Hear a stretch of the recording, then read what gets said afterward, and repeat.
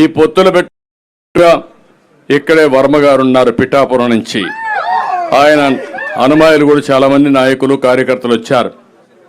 పిఠాపురం నియోజకవర్గాన్ని బ్రహ్మాండంగా సమర్థవంతంగా ఎప్పటికప్పుడు నర్చర్ చేసి వర్మ గారు ఆ నియోజకవర్గాన్ని బ్రహ్మాండంగా నడిపించారు. కష్టాలు పడ్డారు, ఇబ్బందులు పడ్డారు, అయినా కూడా ఎక్కడా వెనుదిరుగులా ఆర్థికంగా ఇబ్బందులు వచ్చాయి, అయినా కూడా ఎక్కడ ఎదుర్కొండా ముందుకు పోయే పరిస్థితికి వచ్చారు. అలాంటి వ్యక్తి ఈరోజు పవన్ కళ్యాణ్ గారు భీమవరంలో పోటీ చేస్తారనుకున్నాం, కాదు నేను పిఠాపురం నుంచి పోటీ చేస్తానంటే ఆయన కోసం త్యాగం చేయమని నేను మన వర్మ గారిని కోరా. తప్పకుండా అంగీకరించారు. నేను ఒకటే మిమ్మల్ని కోరుతున్నా, ఏదైతే ఈరోజు పవన్ కళ్యాణ్ గారు ఈరోజే కాదు 2014లో ఈ రాష్ట్రం బాగుండాలి, ఈ రాష్ట్రం బాగుండడం కోసం నేను పోటీ చేయని ఈసారి నేను కూడా పూర్తిగా ఎన్డీఏకి సహకరిస్తానని చెప్పి సహకరించిన వ్యక్తి పవన్ కళ్యాణ్ గారు. అదే మాదిరిగా ఈ ప్రభుత్వం పైన వ్యతిరేకత ఉంది, ఈ రాష్ట్రం బాగుపడాలంటే ఈ ప్రభుత్వ వ్యతిరేక ఓటు చేరకూడదని చెప్పి దానికోసం పనిచేసిన వ్యక్తి పవన్ కళ్యాణ్ గారు.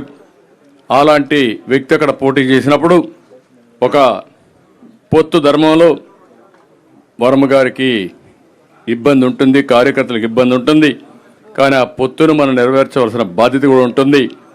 నేను అందుకే వారికి ఒక మాట చెప్పాను, మీరు ఎమ్మెల్యేగా రాలేరు కానీ ఆ నియోజకవర్గం తరపున ఎమ్మెల్సీగా మొదటి ఇచ్చే ఎమ్మెల్సీలో మీరు ఉంటారు.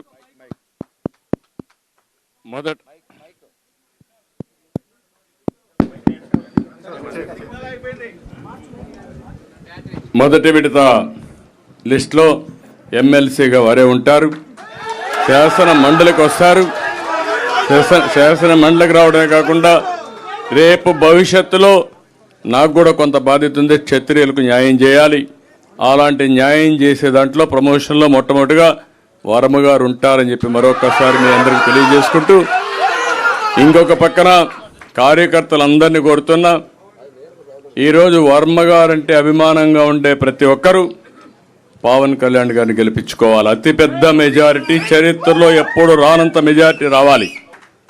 ఈరోజు దుర్మార్గులు వైసీపీని చూస్తే ఒక నాయకుడు పోటీ చేస్తామంటే ఆ నాయకుడు పోటీ చేసిన సీట్లో ఈర్ష్య అసూయ భరించలేకుండా ఇష్టానుసారంగా ఇబ్బంది పెట్టే పరిస్థితికి వచ్చారు. నేను అందుకే ఈ రోజు నుంచి మిమ్మల్ని కోరుతున్నా, ఎక్కడ కూడా ఒక చిన్న ఇది రాకుండా మీరే వర్మ క్యాండిడేట్ అయితే ఎట్లా పనిచేస్తారో దానికంటే 10 రెట్లు ఎక్కువగా పనిచేసి పవన్ కళ్యాణ్ గారిని బ్రహ్మాండమైన మెజారిటీతో గెలిపించవలసిందిగా ప్రతి ఒక్కరిని కోరుకుంటూ, ఈరోజు మాగుంట రాక